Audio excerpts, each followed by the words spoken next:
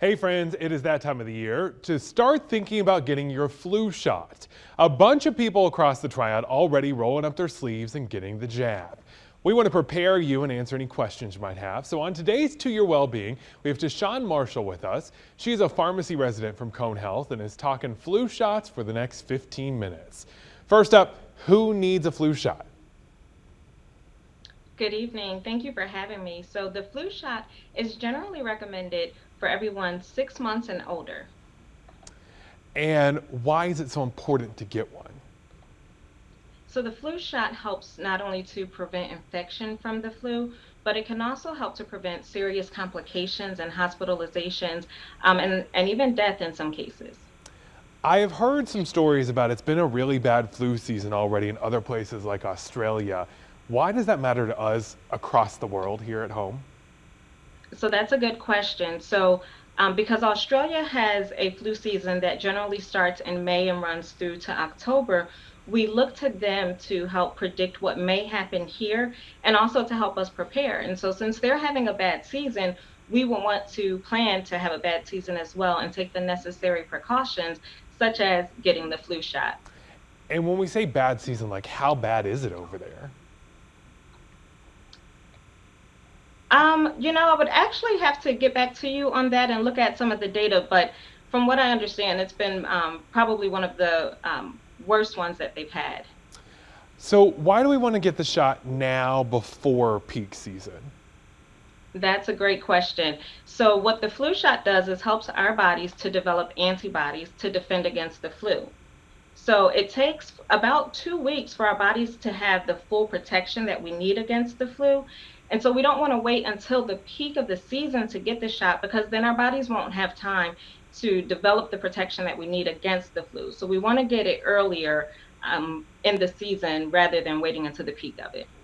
Are there any side effects from getting it too early? Like, can it wear off? It's not a permanent shot, so it is not recommended to get it too early. So, July and August. It is recommended that we get it in September or October to make sure that we have protection throughout the duration of the flu season. Okay, some people totally scared of needles. Can they get the nasal spray? So, the nasal spray is a good alternative for people that may not like needles. However, it's important to note that it has recommendations only for healthy, non pregnant people between the ages of 2 and 49. Why can't older people get it? Sometimes older people may have immune systems that are compromised, and so they may not be because the flu, the nasal spray is a live vaccine, and so if their immune systems are compromised in any way, it may actually cause the flu in them. So we want to avoid it in that population. So because it is a live vaccine and it's different, are there benefits to the nasal spray? It still offers the same protection as the injection. What about that high dose flu vaccine we hear about? Who needs that? So the high dose is actually recommended for those patients that are 65 and older, the ones who may actually have a little bit more trouble building an immune response. So the high dose allows them to build that stronger immune response against the flu. I think people hear high dose and they freak out that they're going to have higher side effects. Is that true? That's a fair question, and it's not true. The side effects are actually the same across the board for the different doses and the different forms. And those are generally very mild in nature because remember, what the shot is doing is helping us to build protection against the flu. So there may be some mild flu like symptoms. So you might have a mild headache or a mild fever, maybe some nausea. Some body aches, and of course, if you get the shot, there's some redness and soreness around the area that you get the shot in. Okay, so you said some symptoms. Does that mean that you're getting the flu from the flu shot? That is a common misconception. No, the flu shot does not give the flu to you. But like I said, it's causing us to have a response to this vaccine that is helping us build a defense against the flu. And so some of those symptoms may, like I said, may be mild, but they may look like some flu symptoms. So again, the mild body aches or fever or headache or, those things, but not the flu at all. Well, thank you so much. We're learning a lot of good information. So we're going to continue this after the break. Talk about why it's worth it to go through those side effects of the shot. And it's so much better than actually getting the flu. That's coming up.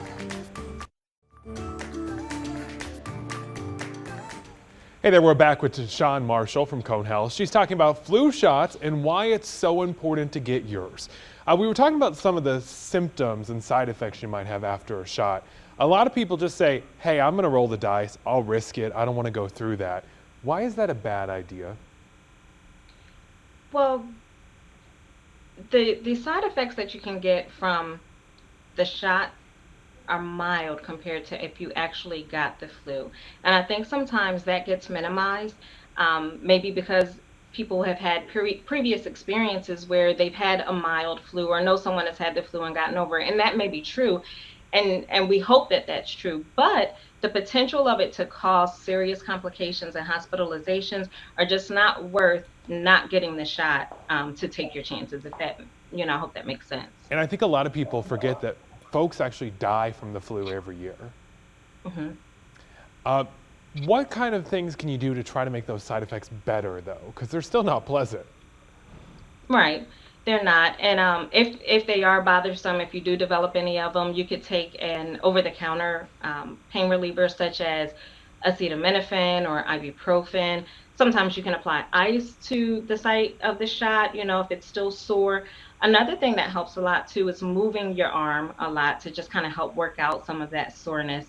And rest. Rest is always a good solution to when we're not feeling well, and staying hydrated. Okay, so where do you get this flu shot, and do you have to have an appointment? So Cone Health actually has 5 community pharmacies that are offering the flu shot. Some of the sites do require an appointment, others just take walk-ins. So if you're interested in getting it at one of the community pharmacies, I would recommend calling the location you're interested in before going. And then also you could get it at your doctor's office, and that would also require an appointment. Are there any drawbacks to getting your flu shot and the COVID booster at the same time? There are actually no drawbacks. It's perfectly fine to get them both together. We have administered many at the pharmacies together. Sometimes people get them in the same arm and some get them in opposite arms. And we've had good results from giving them both together. Are there any concerns about people who are catching COVID and flu at the same time? That's a very good question. The main concern with co-infection with COVID and with the flu is just the potential to have more serious complications or more serious, downstream effects of it. And so increasing the risk or the likelihood of hospitalizations and or death. So the main thing is that you really want to get vaccinated against both of them to help prevent getting those infections.